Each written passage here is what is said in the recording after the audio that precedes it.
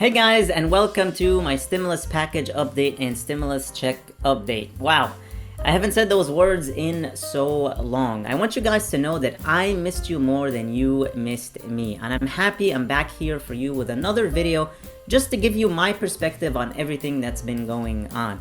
Check this out. Here's what two policy experts say about inflation, and listen to what they say about what stimulus did regarding the job market and the recovery.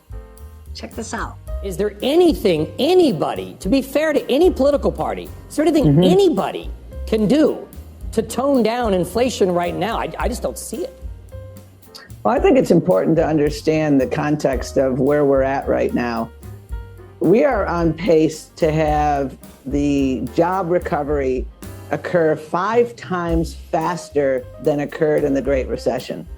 That's remarkable. When I was labor secretary, we were dealing with long-term unemployment issues because we didn't have enough stimulus. And so has there been a trade-off in this moment? Yes. If we had gone a little bit less on the American Rescue Plan and other stimulus bills, we might have less inflation, but we would have millions of less jobs. So I think that's important context to understand as we move forward here. The economists I talk to feel like by the end of this year, we will get a better handle on inflation. But what can we do now? Well, I know here in states, our governor, for instance, has the ability to extend hazard pay to certain employees. And he actually eliminated that hazard pay at the end of last year. The hazard hasn't abated. We still have so many issues here. And so that hazard pay could be useful, helping people out. And I think we should really think, again, understand that we have been able to create so many jobs so much faster. 7 million jobs created last year. And is inflation an issue? Obviously it is here. But what we have to make sure we are doing is understanding that we have 4% unemployment. We have workers have we're coming off an artificial low. I mean, the idea that we've got this huge job boom, Tom, is just because we lost all the jobs in travel and leisure. They're just coming off an artificial low. It wasn't a real job. I think it's important to look at context. Look at the pace of the recovery during the Great Recession and look at the pace of recovery now. Our pace of recovery right now is literally 5 times faster than the Great Recession because we made these investments. We need to make sure these supply chain issues are very real, and the president is working his tail off to address them. What we have to do more of is make sure we're building things here. Semiconductor chips, building them here in America. Those things like that. Now, we can't do that overnight, but those are things I think we all agree we have to do. Especially we see supply chain issues in China, the border issues with Canada. We're starting to wish we made more stuff here. But Tom, to your point, that's a long-term issue. And Dan, I'll take the other side. I mean, the Republicans are going to blame the Democrats because we're a society of just blame. We just have to blame everybody for everything all the time. But I'll give the Democrats a break. I don't know who could do anything about what we are seeing right now across most of this.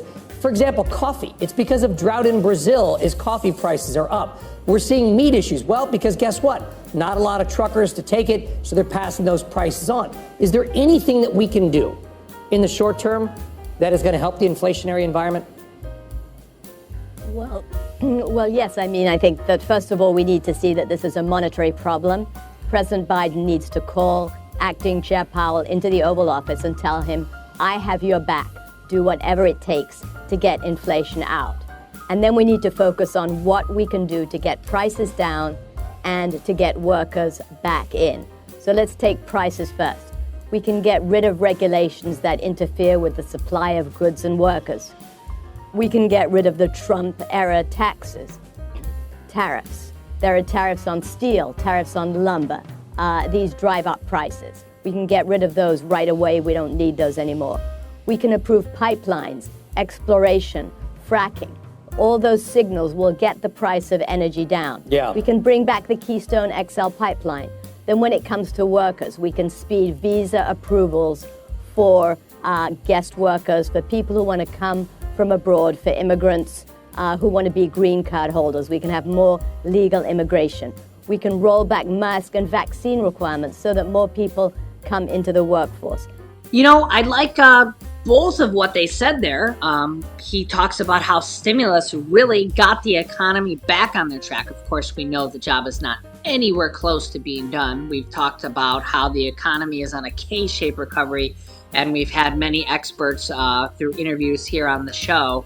It's a K-shaped recovery. There's, people in the upper half that are doing well, but a lot of people in the lower half, 63% of people, according to new reports, are living paycheck to paycheck or behind on bills.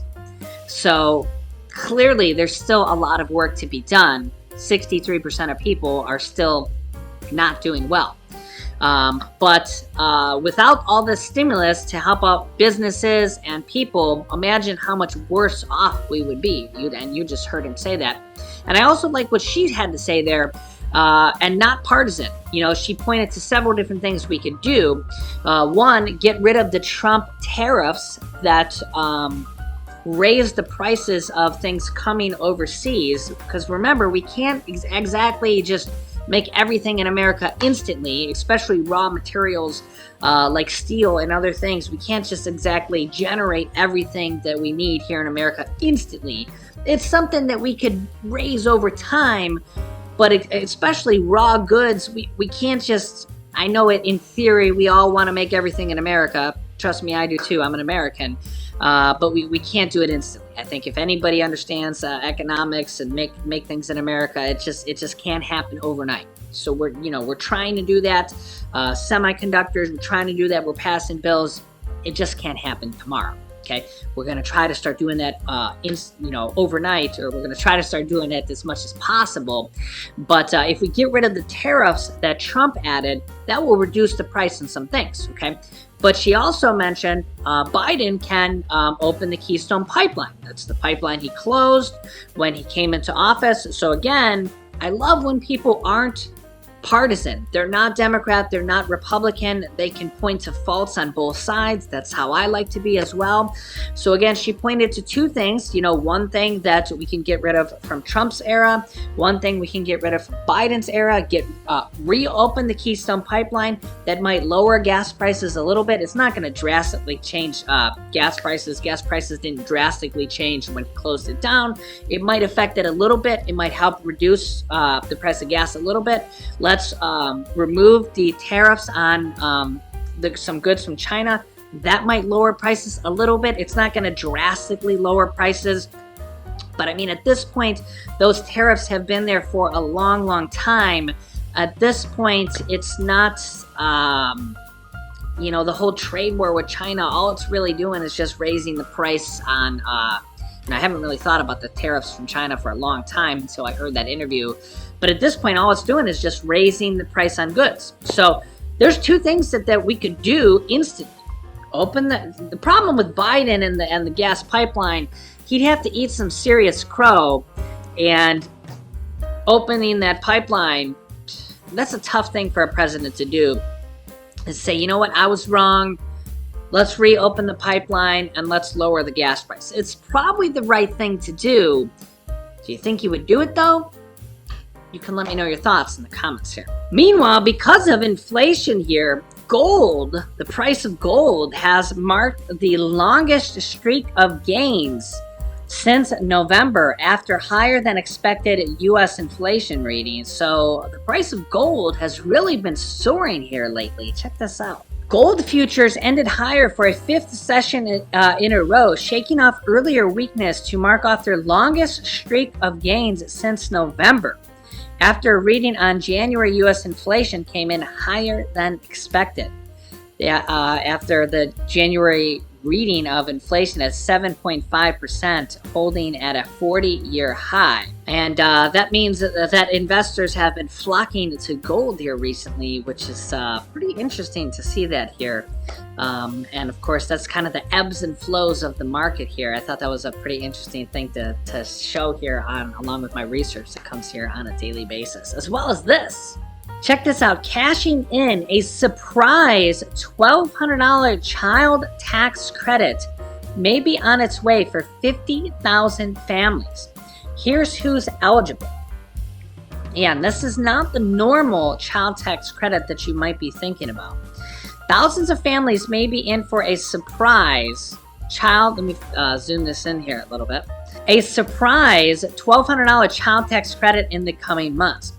Lawmakers in Vermont, again, another state giving back to their residents, gave their stamp of approval to a $50 million tax cut package that would send $1,200 per child to families with kids under the age of 6 or under. The bill will now move to the Senate for the final say. The legislation, titled HB 510, is a progressive anti-poverty measure aimed at Vermont's demographic woes. Quote, by passing the Vermont child tax credit, we're communicating clearly and unequivocally here that Vermont cares about kids and families, that this is the place where you can make it work, says Representative Emily Kornheiser said to her colleagues on the House floor on Tuesday. Vermont's version of the child tax credit is similar to the federal government's temporarily expanded version last year, which they're trying to pass again this year. And I'll keep you up to date on that as well. However, the expanded credit at the federal level expired at the start of 2022, and they're in the process of trying to figure out how to pass that for this year. Vermont's child tax credit would benefit 50,000 children here this year. It looks like the House of Vermont has passed it and moves on to the state Senate. Remember that each state has their own House and Senate of each state as well, each state legislature. Alright guys, this is all I have for you in this video. Thank you so much for tuning in. I really missed you. Hopefully I'll see you here again very soon. And I'd love to hear your thoughts and opinions on everything we talked about here in the comments below. Thank you so much for watching. I really appreciate you all. Please hit the like button on the video, share this video with your friends and family, and subscribe if you haven't already, and click that notifications bell to be notified whenever I publish new videos for you.